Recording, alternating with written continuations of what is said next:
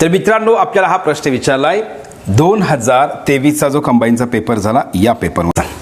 तर याच्यामध्ये लक्ष ठेवायचं, प्रश्न आपल्याला असा विचारलाय, या ठिकाणी हे क्रियापद दिलंय बॉईल आणि इथं पण बॉईलच क्रियापद आहे आणि प्रश्न आहे ट्रान्झिटिव्ह इंट्रान्झिटिव्ह व्हर्ब संदर्भातला. तर आपण अगोदर समजून घेऊ ट्रान्झिटिव्ह व्हर्ब कशाला म्हणायचं आहे. तर ट्रान्झिटिव्ह व्हर्ब जे असतात तर त्यांच्यानंतर ऑब्जेक्ट असते आणि इंट्रान्झिटिव्ह व्हर्बच्या नंतर ऑब्जेक्ट नसते.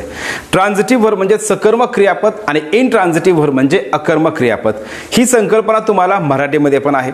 मग ट्रान्झिटिव्ह व्हर्ब म्हणजेच काय, त्याच्यानंतर ऑब्जेक्ट असते आणि इंट्रान्झिटिव्ह व्हर्बच्या नंतर ऑब्जेक्ट नसते.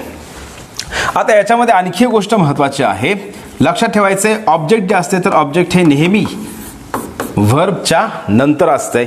ऑब्जेक्ट हे व्हर्बच्या नंतर येतं आणि सब्जेक्ट हा व्हर्बच्या अगोदर असतो. तर या ठिकाणी लक्षात घ्या, हे वाक्य आहे आज्ञार्थी वाक्य. पहिलं, प्लीज बॉईल द वॉटर. या ठिकाणी बॉईल द वॉटर आणि आपल्याला ऑब्जेक्ट जर ओळखायचं असेल वाक्यामध्ये तर आपण क्रियापदाला काय करतो, वॉटने आणि होमने प्रश्न विचारतो. मग या ठिकाणी प्रश्न विचारला प्लीज बॉईल द वॉटर, काय उकळ. तर या ठिकाणी काय असणार आहे, काय उकळ. तर या ठिकाणी काय करायचं आहे, गरम करायचं आहे, बॉईल करायचं आहे. तर त्याचं उत्तर आहे या ठिकाणी वॉटर. म्हणजे या पहिल्या वाक्यामध्ये काय आलं, वॉटर हे, द वॉटर हे ऑब्जेक्ट आहे.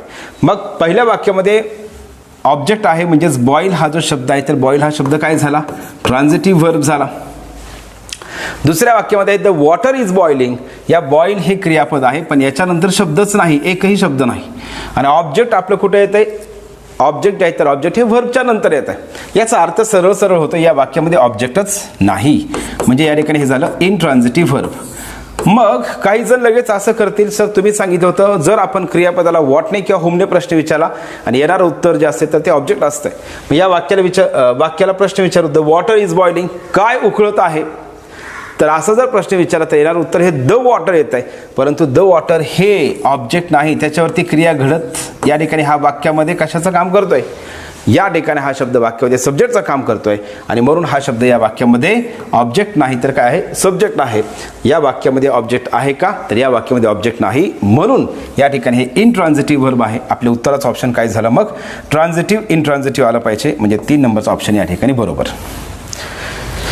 मग अशा स्वरूपात एक वाक्य मी तुम्हाला देतोय, तर तुम्ही या वाक्यामध्ये सांगायचं आहे.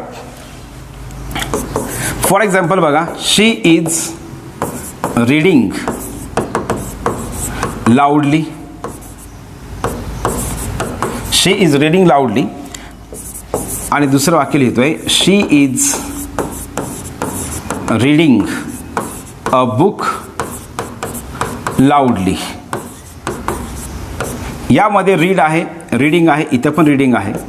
मग तुम्हाला कॉमेंटमध्ये सांगायचं आहे हे जे वाक्य आहे तर या वाक्यामध्ये रीडिंग हा जो शब्द आहे पहिल्या वाक्यामध्ये आणि दुसऱ्या वाक्यामध्ये कोणत्या वाक्यामध्ये कोणतं क्रियापद हे ट्रान्झिटिव्ह आहे आणि इनट्रान्झिटिव्ह वर्ब आहे हे तुम्हाला कॉमेंटमध्ये सांगायचं आहे.